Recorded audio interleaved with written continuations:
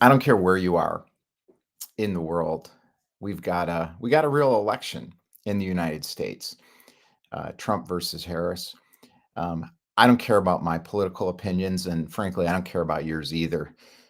What I care about is how to use the election to my advantage as an entrepreneur. And you may be thinking the same thing. So, as an entrepreneur, coach, a service provider working for yourself, you got your political stuff going on, and you're thinking about your market, you're thinking about your marketing, or you're thinking about not marketing and sharing experience. Those are different choices.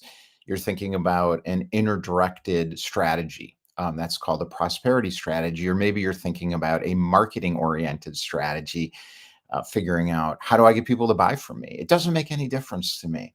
What I care about is how do we use the situation to our advantage? How do I use this situation to my advantage? And however I define that advantage is up to me. I decide, and you decide too, if you want, or you can copy somebody. But I think a lot of us entrepreneurs, coaches, and service providers are trying to figure out how do we make money in this place? And how do we do it on our own terms without compromising anything?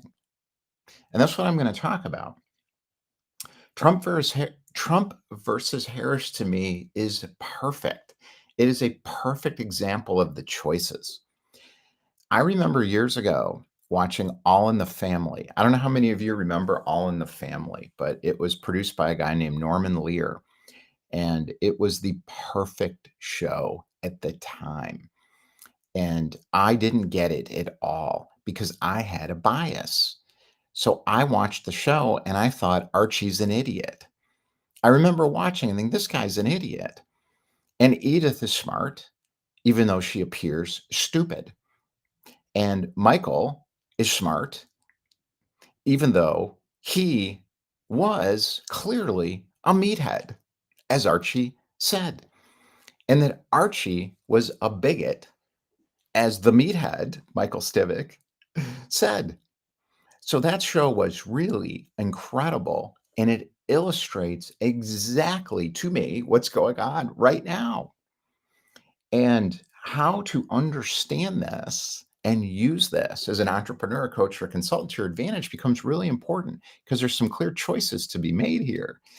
And that's one way to look at it. The other way is just an analogy to understand those choices better. It's so perfectly set up. It's just absolutely incredible to me how this all came together.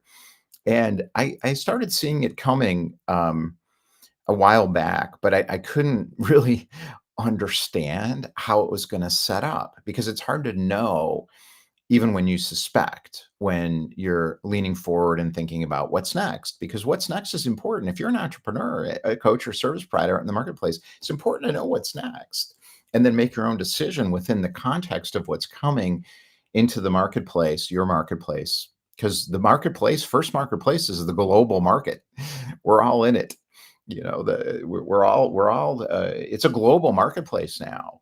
I can communicate as easily, not as easily, but sometimes, with people in Africa and Asia. And I work with people all over the world. I have been for years, for years. I've seen the world globally since I was probably 19 years old.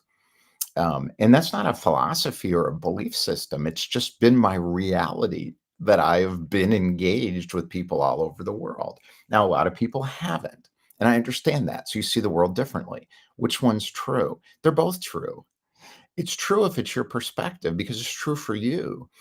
So you start where you are. That's a big part of using the election to your advantage and understanding what's going on in your market. And the political environment is not I'm finding, I have found my entire life, I cannot separate what I'm doing from what's going on in the society and what people think and what they believe and what they care about. You can't, I've not been able to separate it. And the other thing I've never been able to separate is my personal life from the business life. And I've been self-employed or a business developer or on straight commission against a draw or had to pay my own way. We call that you eat what you kill.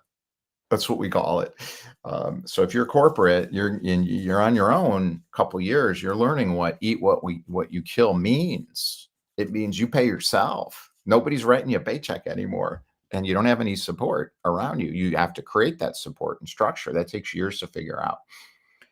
So what do I see is all I can talk about in the context of my own story. Now, I could talk about my opinions, but I'm finding it's not really helpful for people. They just get triggered. And I don't want to trigger people. And this is the point. You have a choice.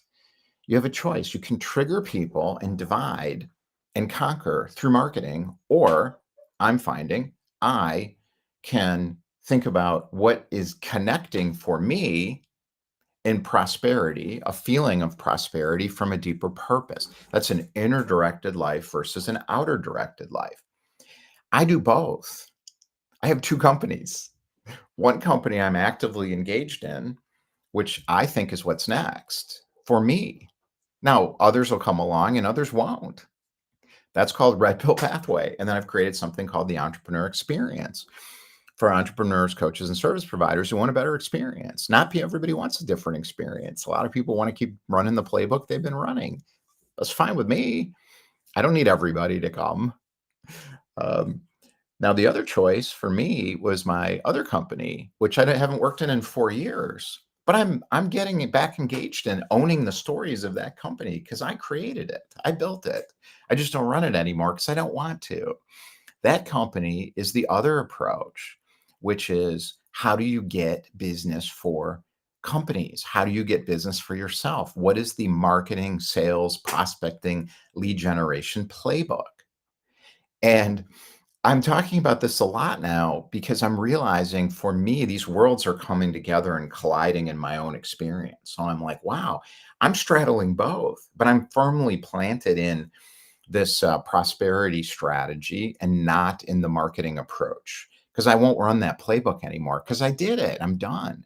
And I have a passive income company that does that. And I could go back to that company and I can consult into that company and I can help them if they want. So I don't force my own perspective on my own company because I want it to be passive income. I don't want to be actively involved in it because I don't want to be figuring out with people how to get leads, sales, conversion, all that stuff, how to use the AI, the marketing AI, hyper custom targeted personalization. We do all that stuff. I've been doing that stuff for years. How to figure out your networking strategies. I did it. I've been doing it my whole life. I started probably when I was, I would say 20 years old, 19 years old when I lived in DC. After going to junior college, I bagged groceries, and then I moved up to University of Illinois at Chicago, and I got A's there. I took classes that I liked. I did well, and then I got into GW, and I went to GW, George Washington University in DC, and I networked up into some really high places in DC. I was connected really young without any skills or degrees. I got connected in DC with people who ran the town, believe it or not in the inner circles, but I could network into them because of my network that I built. So I operated like I was in a company town, like people function in Hollywood and in DC in the political environment. Now, I'm not saying this because I'm so great or anything. It's just what I do. It's natural to me. It's easy. Now, there's a disconnecting element in it for me of figuring out how to get what you want in a market, which is what I was doing in DC. And for me at the time, it was what career can I get? I wanted to be a big time lawyer, an economist, or none of the things that happened. I wanted to go to London School of Economics. I wanted to go to Thunderbird Graduate School of Management. This was all the stuff that was hot. I wanted to go to INSEAD in France. I had connections into all that stuff. I lived in Paris for a while. I lived in an apartment on the Avenue Bosquet with a woman whose dad and mom are famous and paid for it. I didn't know I was a hayseed from the Midwest. Even though I grew up in Chicago, I grew up in Deerfield, Illinois. I was a hayseed. I really was. I mean, it was like I grew up in a small town in Iowa when I got to DC. These people went fast. A lot of them moved to New York and went on Wall Street. And I'm like, this is great. I love it. And I just went all in. It took a while though. I mean, I had an inner crisis for a few years of how do I fit into this place? And then I did. But I didn't because I couldn't move up the hierarchy effectively because I didn't have the grades. I didn't have the stuff. I had the facade. So I go to an embassy party when I was in college and schmooze the room. I wasn't, maybe as impressive as I thought I was, but I could get in the circles. I knew how to do that. I just figured it out. I don't know how or why. I just naturally did it. But at a certain point, you got to have a cattle. In other words, a pig. So you can put lipstick on the pig, which was what I was doing. I suited up. So there's a show called, the character's name is Barney. It's called How I Met Your Mother. And he realized, suit up. You want to make money, you want to succeed, you want to be powerful, suit up. And he was a hippie, and I'm like, nah, I don't want to be a hippie. I want to make money and I want to succeed. But even more than money, I wanted to be good at something. I wanted to be an expert, a lawyer, an economist, foreign service officer, something. That's what I cared the most about. I was trying to figure out, where do I fit? Do I become what? What what lane in the matrix can I occupy successfully? And I couldn't find one because I wasn't prepared to be in that environment. I didn't have the preparation from middle school on and high school. I'm bagging groceries at Jewel in the Union, and I went to College of Lake County, a junior college, and I didn't get it, but I got there. But I hadn't prepared. I went pre-med for a little while. Why am I saying all this? Because I want to talk about these choices. For me, back then, it was about the matrix. How do I win? How do I win? How do I win? How do I win? It was an obsession. It wasn't about the money. It was about the freedom and being an expert. It was about being an up that hierarchy at the top. That's what I wanted. And I wanted the labels. I wanted London School of Economics next to my name. I wanted SICE, School of Advanced International Studies at Johns Hopkins next to my name. I wanted New York Times journalist, reporter next to my name, whatever it was. I wanted Georgetown Law School next to my name because I knew, because I was with those people, not the ones who were up and coming, the ones who were already there. I sat in rooms with people who ran ABC News Nightline, ran it. I sat in rooms with people who ran political campaigns at the highest levels. I was connected. How did I do it? I just do it. I just show up and I start talking to people. And I had an in, which I created through being an Alcoholics Anonymous in DC. And anybody who's been in Alcoholics Anonymous, it's the best networking platform in the world. It was. It probably isn't anymore, because there's probably people going to AA in like LA or DC or New York to meet people and connect and network. Back then, it wasn't like that. So, I met people who ran stuff in doing that. One of my best friends was a political appointee in the Reagan administration. Her dad was a billionaire, and they gave Reagan a ton of money. So she got a political appointee position at the White House. She ran the office. I got a private tour of the White House with her. I hung out with her. She was well connected, and she was my friend. Okay, it doesn't matter. My story doesn't matter. It's a context. It's putting it in context. So what happened? What happened? What's going on right now? From my perspective. Now I'm just saying, figure it out for yourself.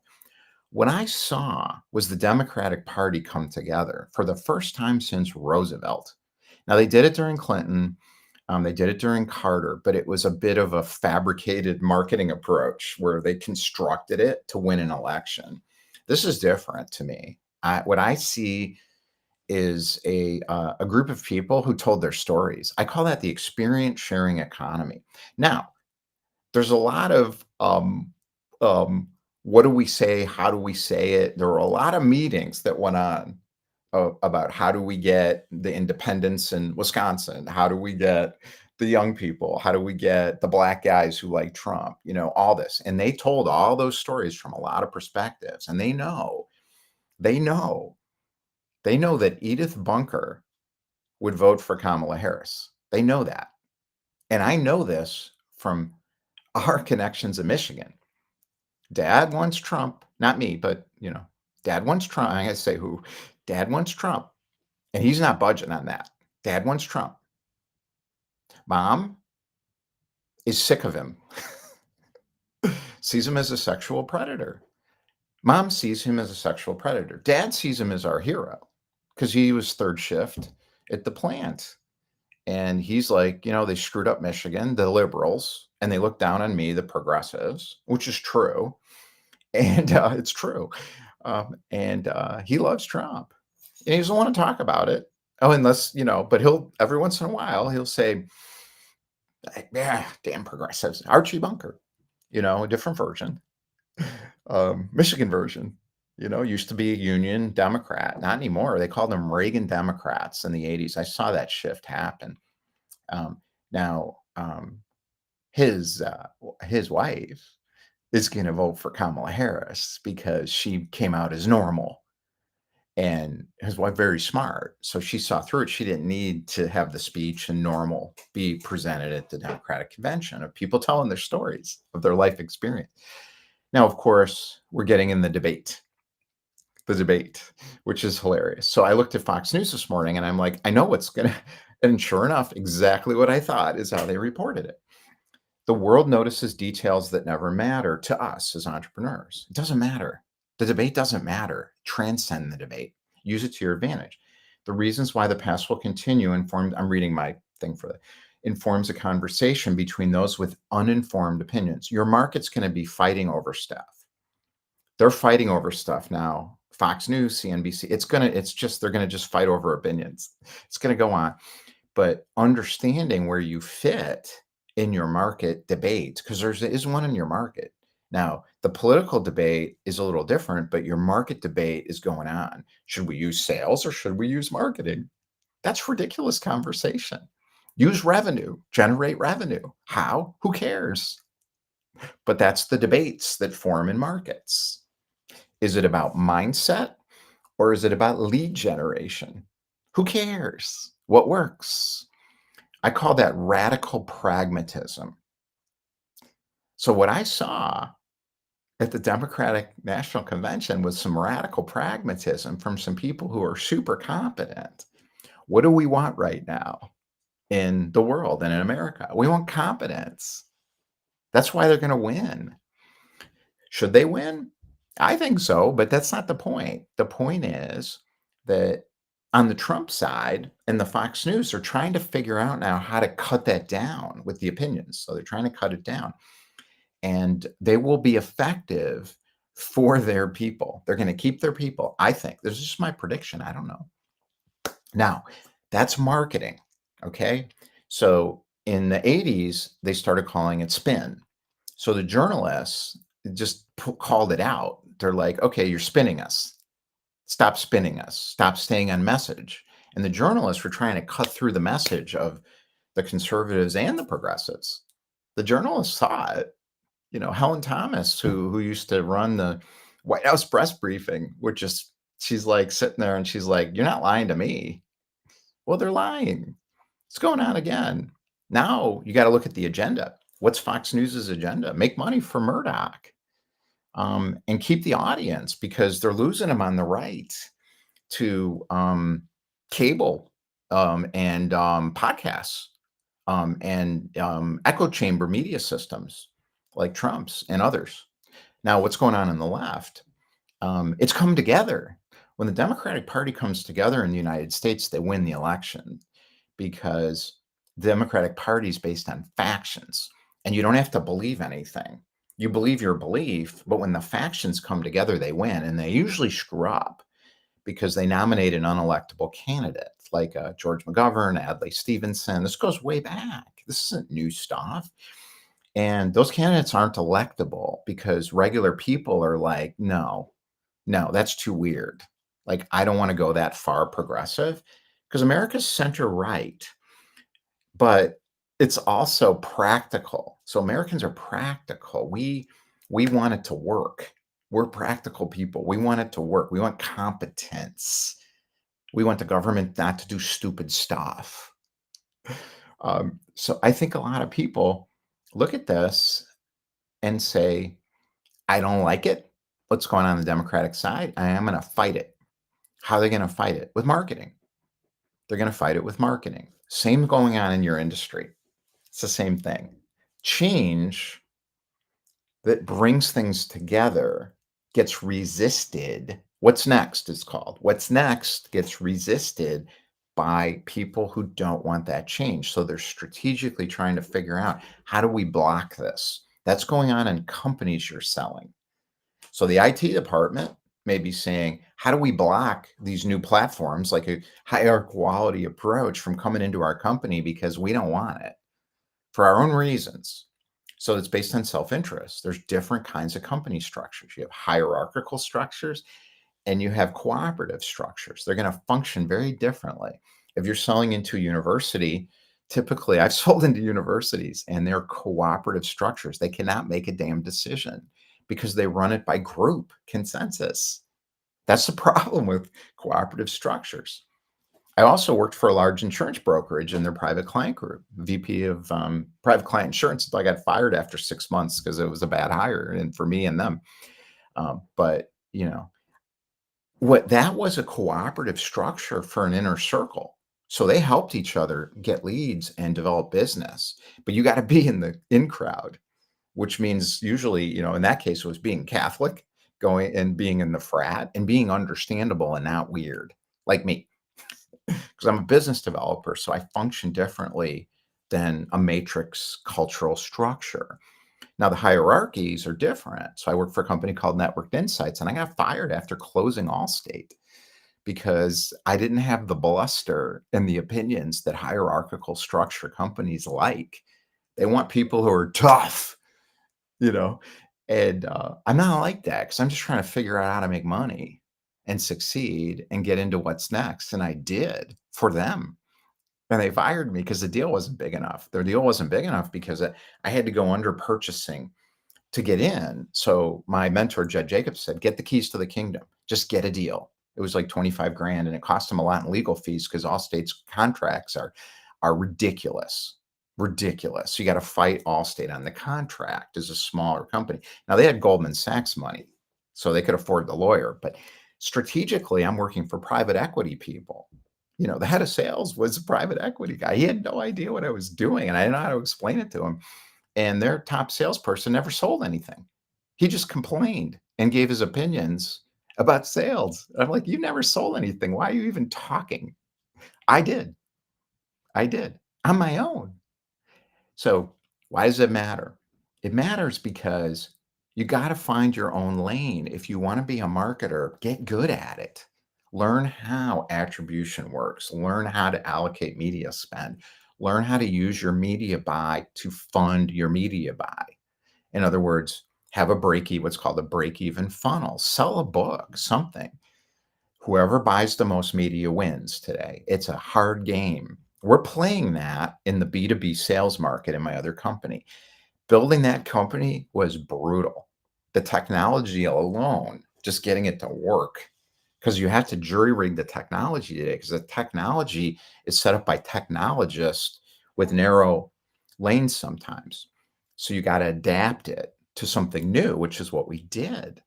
And it worked in B2B sales. Now that's a figure out how to make it work. So there's a lot of lists. You start with a list, you hyper target and custom personalize using some AI tools, but don't let the AI tools run the show, and get in front of the right people and help them manage the pipeline and help the buyer buy. We have a whole team of people that do that. It's like 8 to 10 grand a month, and it's doing well. And I don't want to do it. That's my decision. Your decision may be master that. It's fun. I like mastering it. And I have. I'm an expert in that. And so is Glenn, who runs the company, and the other people in the company. Business developers love making calls. We love figuring out this. They love figuring out the system. I don't care anymore because I've been doing it for too long. I get sick of it. So what's the other option? The coming together, to me, is what's next. And the Democrats are there. Now, who else is there? Christians. So Christians, you got two factions. You got the Bible. You got Christians who are saying, no, we don't want this. We don't, it's against the Bible, it's against our belief system. We're going to use the Supreme Court. That started in Phyllis Schlafly in the 70s, and Clarence Thomas, who's a genius marketer. He really is. He's a genius. He built a community of law clerks that work together to infiltrate the judicial system. It worked. You got to admire that. It's not easy. He did that. And they took over the Supreme Court. Okay, well, now what? That's what they did. So it's just the truth. That's it. And it's marketing. It's figuring out how to get people to do what you want. It's figuring out how to take a strategy and execute on it really well in an environment with a lot of friction where other people are opposing you. Progressives didn't want that. The conservatives were organized around a mission with legal, what they consider legal reform. Yeah, I don't see it that way, but they do. I get balloons. Um, Now, on the other side, because I don't see sides, that's the whole point. So you have a choice. You either see sides, in other words, you're marketing to people to get them to do what you want because you see sides. Now, it's a confusing thought, but um, it comes from fear. So sides and seeing sides in the marketplace comes from a feeling of there's not enough money in it. We have to get our lane. We have to find our niche. So that's called finding your niche. You create an avatar, you market to it, you figure out your segments, you figure out your hyper targeted messaging, you put your strategy together because there's a feeling of, I got to do this because otherwise I won't make money and succeed.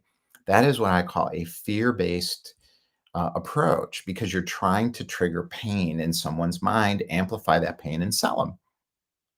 Well, it works. That's what Trump's doing. And the Republicans and the conservatives are trying to figure out how to do it because they want to win. Fine. Now, who's going to win? When a group comes together and is open. So this is open source. Think about the Democratic Party right now is open source. In other words, there's room for everybody. That's what they're saying. Now, is that true or not? You decide. To me, it is. You decide. You have a perspective. That's real because it's your perspective. It's what you see. Why does this matter for entrepreneurs? Because it's important to choose. Do you want to be part of the connecting, elevating, open source kind of movement, or do you want to figure out how to win in the thicket of Google and Facebook and YouTube and hyper targeting and AI and decide? It's really important to decide. Now, there's hybrid approaches. So on the campus, I'm open to all of it. So people think I'm imposing a viewpoint. No, I'm sharing mine. And that's what I saw at the Democratic Convention. People were telling their stories. They weren't imposing an opinion. Now, Fox News, when I saw it this morning, they're attacking it with opinion. Now, there is a political strategy behind it because there's an agenda. There's a political agenda. Okay, that's fine. Of course, there's a political agenda. They're politicians. Why wouldn't they have a political agenda? In Washington, D.C., everyone had an agenda. Everyone was trying to sell something. So was I. What I was trying to sell was let me into your damn law school. And they wouldn't because my grades weren't good enough. And I'm terrible on tests because I have all these learning disabilities and my mind doesn't work properly. But I'm really good at business development. So that got me forward, but it didn't get me up those hierarchies. I couldn't do it. And it was hard because I watched other people. They're getting jobs on Congress, they're becoming journalists, my age, and I'm more connected than they are. Some of them were pretty connected, but I was more connected than most people I knew my age at GW internationally because I lived in France for a while and I knew a lot of really wealthy people that had doors open. I could open the doors. That's the thing. But when I got in, I didn't know what to do. But I got some jobs. But then I came back to Chicago and got into business. But no one would let me into Kellogg. I tried University of Chicago booth. I tried. But I learned. I took a family business, a mom and pop, and I turned it into a professional distribution company and became the only company in the country that had done that successfully in our industry. There were others in other industries, and everybody was like, where'd this come from? They thought my dad did it all. I didn't get credit for it, but some people gave me credit. My dad gave me credit. He's like, I couldn't have done that. Well, I couldn't have done what he did. He was good at with the money. I'm terrible with figuring out the money because I wanna spend it to get a result. I'm going. Like, I don't care. I'm going, figuring it out. How to use the election to your advantage really fundamentally comes down to knowing using creative intelligence is what I'm talking about to see the black swan that's coming. A black swan is something that is absolutely obvious looking back. You can only give out so much money in mortgages before the economic laws of supply and demand resettle those markets. It's called a deleveraging. Ray Dalio, Charlie Munger, they all explain this clearly. They're not confused. People are confused, but they're not. Warren Buffett's not confused about how the economy works. They see it clearly and they explain it publicly. And then everyone else is confused. Not everyone. Because I mean, you may not be. You looking through and saying, oh, wait a minute. So, how do you use that creative intelligence to create the future you want that matters to you? That's called be the change you want to see in the world. That's why I have expressive Gandhi back here. This is happy Gandhi. This is not getting thrown off the train in South Africa Gandhi. This is not Gandhi realizing he's not British, he's Indian. And then he had to prove it. He had to travel around India in third class with his wife. Then they started an ashram. His wife had to clean out latrines. Think about that. A Brahmin woman at the top of Indian society. He was a lawyer, an attorney. All of a sudden, he's wearing an Indian thing and he's going out and riding through. He rode first class. He was at the top of the society. He's like, nope, can't do this anymore because the British are treating me like a second class citizen in my own damn country. And I'm not putting up with it. This is what I saw at the Democratic convention. I saw a lot of black women who are strong that are going to control the largest military in the world. If I was Putin, I'd be really worried right now. Our enemies are going to want Trump to win. Okay, that's my opinion. That's my perspective. Is it right? I don't know. It's right for me because it's an observation that I've made based on a lot of experience studying and being around this stuff for years, my whole life, frankly, being around it, not just learning about it, like being in it um, for my just forever. That's what I do. So you decide in your market who you want to be. Do you want to win the media game, the marketing game? Do you want to win the organic networking game? Win the game. If you're going to play it, win and decide what winning means for you. For me, it means doing nothing that I don't want to do. Nothing. I won't network. I won't take meetings outside my campus anymore in my office. I won't do Zoom calls. Would I make more money faster? Probably if I use my sales ability, but I won't because I'm done with that. I don't want to. So I look at it as who am I? What do I want to do? And I want to be the change I want to see in the world because I want to see the world come together. I want to see fundamentalist Christians who see the kingdom of God coming, the coming, the kingdom now in the world. They see this, they feel it in their circles and groups. I know these people. I'm not concerned about their beliefs around gender. I don't care. I know how I see it. Because I know they're good people and they can come together with other people who are on the other side because there aren't any sides. There's only one human race, and that's all of us. So to me, that's the side that you may want to be on. It's the side of what's true for you based on your own story and let everyone else do whatever the hell they want. That is my dream. And that is what we put together for entrepreneurs, coaches, and service providers on the campus.